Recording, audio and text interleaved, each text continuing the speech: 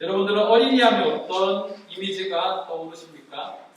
어린이, 순수한, 또 뭐가 있을까요? 뭐 아직 부모가 되지 않은 청년들은 공감하지 못하겠지만 사실은 부모와 자녀의 관계는 사랑도 있는 반면에 원망과 뭐 그런 온갖 복합적인 가끔은 때려 정합니다. 이런 표현 쓰면 될지 모르겠지만 사람들이 그런 표현을 가끔씩 쓰더라고요. 정말 때려 삐리리 하고 싶다라는 그런 표현이 들 정도로 이 자녀 한 명을 키우는 것이 참 힘이 듭니다. 여러분 어릴 때 여러분들의 모습은 어떻습니까? 저는요 정말 개구쟁이였거든요. 교회에서도 소문났고 학교에서도 소문난 개구쟁이였습니다. 뭐 몇 가지 에피소드들이 참 많은데 뭐 제가 어릴 때 교회에서 이게 가족 찬양제 같은 걸 하지 않습니까? 그때 할 때 항상 뭐 저는 저희 가족들이 앞에 먼저 다 서 있으면 왠지 모르게 조금 특별하게 등장하고 싶어서 교회 뒷문을 활짝 열어지고 막 그 교회 뒤에서부터 뛰어가고 슬라이딩을 하면서 막 그렇게 달려나와서 막 좀 튀게 앞에 나왔던 그런 모습들도 있고 뭐 어린 시절 교회뿐만이 아니라 뭐 집에서는 뭐 집 2층에서 밖으로 오줌을 싸서 지나가는 사람이 맞아서 저희 어머니 아버지가 조금 왜요? 힘들어하셨던 그런 적도 있고요. 옥상에서 지나가는 커플을 향해서 눈을 던져서 커플 아저씨가 막 탈을 내고 막 욕을 했던 그런 기억들도 있습니다. 뭐 옆집 맨날 담장 넘어 뛰어다니고 저희 집이 3층 집이었는데 옆집의 집이 꽃집이었는데 그 꽃집 옥상으로 매일 뛰어내리고 오르기를 막 반복하고요. 뭐 예전에 뭐 조금 더 기억에 남는 거는 그 학교에서 국민학교 때, 저 국민학교 마지막 세대입니다. 국민학교 때 초를 만들어 오는 그런 과제가 있었습니다. 초를 만들려면 어떻게 해야 될까요? 예쁜 초를 만들려면 초를 먼저 녹여야 되겠죠. 초를 녹이면 어떻게 해야 되겠습니까? 어떻게 녹일까요?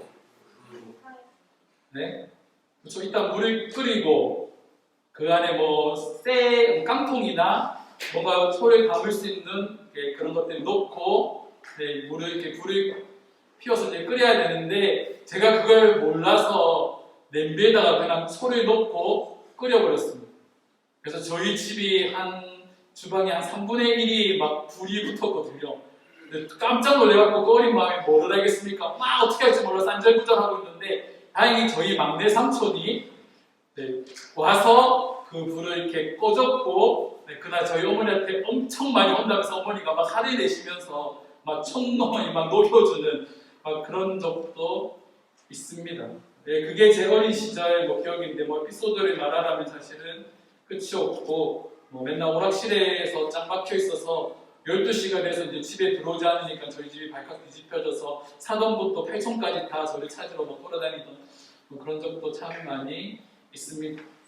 먼 이야기 같지만 저의 이야기 같지만 여러분들도 어린 시절 그렇게 개구쟁이였을 것입니다. 유치원을 창시한 이 프레벨이라는 사람이 있습니다. 독일의 교육가인데 이 사람이 이런 말을 합니다. 어린이는 5세까지 그 일생에 배우는 모든 것을 다 배운다. 다시 말해서 아이가 5세가 되기 전에 세상을 살아가는 방법들을 모두 다 배우게 되는데 그 배우는 방법이 첫째는 부모를 통해서 그리고 아이들이 바라보는 세상을 통해서 세상을 살아가는 방법들을 다 배운다고 하는 거죠. 제가 요즘에 예담이를 보면서 그런 걸 참 많이 느낍니다. 예담이가 하는 말을 들어보면 한 주 동안 저희 집에서 제일 많이 나온 말이 뭔지 알 수 있습니다. 그 책을 내서 예담이가 제일 많이 했던 말이 뭐냐면 혜성아! 네, 제일 많이 외쳤고요. 그리고 요즘에 어저께 예담이가 조금씩 외치고 있는 말은 나쁜 엄마! 나쁜 엄마! 이런 거 예담이가 막 말을 하는데 제가 무슨 말인 줄 알겠습니까? 근데 엄마 아빠가 그리고 할아버지 할머니가 하는 행동들을 그대로 다 따라고 하고 있다라는 거죠. 집에서 강아지처럼 소리 지르고 뛰어다니고 막 노래를 부르고 오늘 아침에도 핑크퐁 노래를 틀어줬더니만 밥도 안 먹고 10분, 20분 동안 막 춤을 추다가 그렇게 교회에 왔습니다. 이렇게 자유롭게 자라는 어린아이들이 유독 교회만 오면 천덕꾸러기 그리고 예배에 방해되는 존재로 치부되고 있다는 거죠. 저희 어린 시절 교회는요, 정말로 행복했고 즐거웠던 놀이터와 같은 곳이었습니다. 근데 과연 이 시대를 살아가고 있는 아이들에게 교회는 어떤 모습으로 기억될까 질문을 해보고 싶습니다. 제가 부교육자 사역을 할 때 제일 많이 들었던 젊은 부부들로부터 들었던 얘기가 목사님 저희도 예배드리고 싶습니다라는 이야기였습니다. 왜냐하면 항상 부모들은 젊은 아이들도 부모들은 저렇게 유아실에 들어가 있거든요. 근데 이 아이들을 밖에 유아실 밖으로 풀어놓는 순간 아이들은 막 복도에 막 뛰어다니고 막 활보하기 시작을 합니다. 이거는 저희도 경험했죠. 저희 개척 초기 때 저희 아이들 중에 뭐 유나랑 예성이가 있었는데 이 아이들도 저희가 예배 시간 일부러 풀어놨거든요. 막 앞에 나오고 설교할 때 강대상 옆에 올라와서 뒤에서 막 춤도 추기도 하고 옆에 저 붙잡고 서 있기도 하고 처음에는 그런 모습들이 걸거치고 예배를 방해하는 것 같았는데 어느 순간 한 몇 개월이 지났을 때 이게 저희 교회에 예배드리던 모습이 되었습니다. 그리고 아이들이 어느 순간 자연스럽게 자리에 앉아서 예배를 드리기 시작했고 예배 시간에 결과적으로 질문도 하고 질문을 하면 제일 먼저 대답을 잘하는 것들이라는 아이들도 바로 저희가 케어하고 있던 예성이와 유나라는 아이였습니다. 교회를 개척하면서 마음속에 다짐했던 것이 있습니다. 젊은 부부들이 교회에 나왔을 때 눈치 보지 않고 예배를 드렸으면 좋겠다. 그렇게 되기 위해서 목사 저만의 생각이 아니라 성도들도 그것을 인정하고 함께 그것들을 감안해야 되는 거죠. 여러분들도 언젠가 누군가의 부모가 될 거고 여러분도 언젠가 결혼을 하고 자녀를 두게 될 건데 나의 자녀가 예배 시간에 자유롭게 예배도 드리지 못하고 저 천덕꾸러기처럼 저 유아실에 들어가서 막 장난하고 막 그냥 모든 것들 다 억압받으면서 있는 모습을 보면 마음이 아플까요? 아프지 않을까요? 분명히 마음 아픈 시기가 온다는 겁니다. 그래서 우리가 함께 이 교회를 세워가는데 어린아이들이 마음껏 뛰어놀 수 있는 그러니까 비록 저희들이 예배를 때 뭐 앞자리를 나오든 뭐 돌아다니든 그런 것들도 신경 쓰지 않을 만큼 우리가 그런 것들을 다 포용할 수 있는 교회가 되었으면 좋겠습니다. 그러니까 우리 교회라고 말을 했을 때 그 우리에 누구까지 포함되는지 우리가 한번 생각해 볼 필요가 있는 거죠. 그 우리가 이 자리에 모여 있는 성인들 뿐인가? 아니면 우리가 돌보고 있는 우리의 자녀들까지인가? 그 문제부터 우리가 한번 접근해 볼 필요가 있다는 겁니다. 오늘 말씀을 통해서 그런 내용들을 함께 살펴보려고 합니다.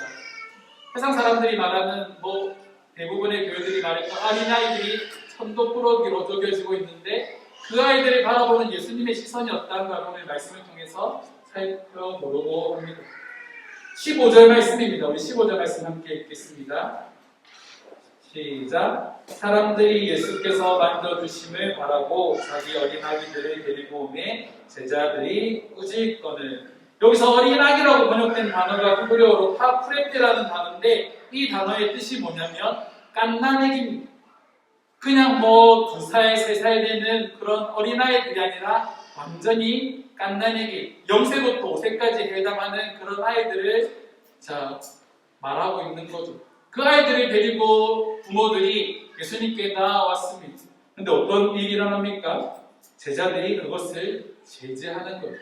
그 당시 사람들은요, 부모들은 어린 자녀가 있으면 자신이 존경하는 랍비, 지금으로 말하면 선생이죠. 선생에게 축복 기도를 받는 것이 하나의 관례였습니다. 그래서 누구나 아이들이 데리고 나서 기도를 받을 수 있는데 제자들이 그것을 제지한 거죠.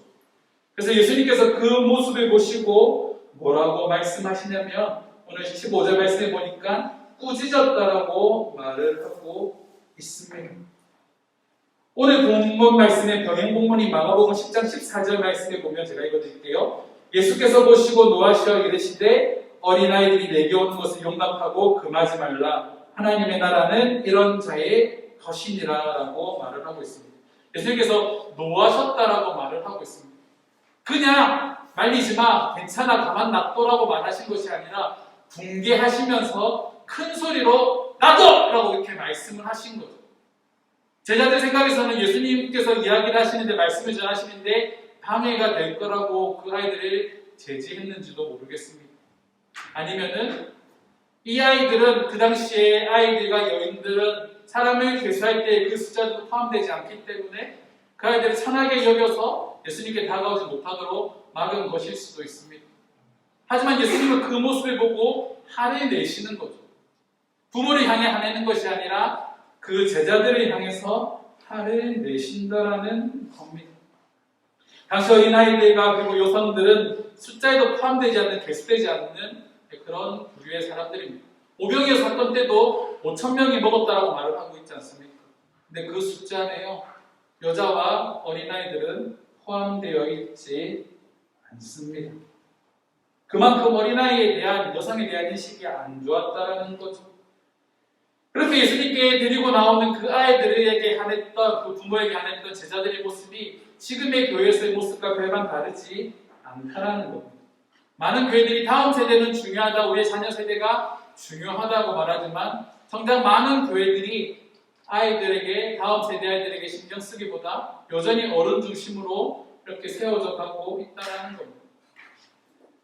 통합측 교단의 한 통계에 보면 그 조사한 게 우리 기위도 우리 성도인데 8,843개의 교회 중에 5,826개의 교회에 중고등학교 아이들이 한 명도 없다는 통계가 있습니다. 대부분의 주일학교도 마찬가지고 유치부도 마찬가지고 교회에서 다음 세대라고 말하는 아이들이 사라지고 있는 거죠. 죄송합니다. 요즘 젊은 부부들은 이기적이라서 자기 자식에게 쓴소리를 하거나 막 뭐라 하면 그것들을 잘 받아들이지 못합니다. 저는 뭐 사실은 크게 연연하지 않거든요. 뭐 여생이가 잘못하면 혼나는 거 당연하다고 생각하는데, 근데 대부분의 부모들이 누군가가 나의 자녀를 뭐라 하는 것을 참지 못합니다.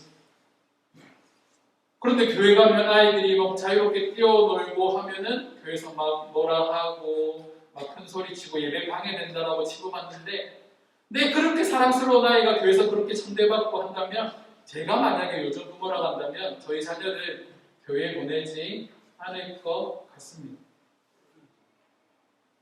그게 많은 교회들의 모습이라는 거죠.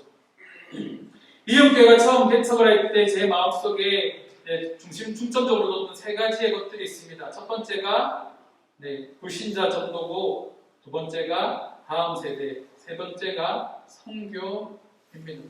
특별히 저희에게는 다음 세대 사역을 하면서 교회를 개척했기 때문에, 특별히 제가 중고등부 아이들의 사역을 하다 보니까, 그리고 청년 사역을 하다 보니까 중고등부와 청년들에 대한 관심이 참 많이 생겼습니다.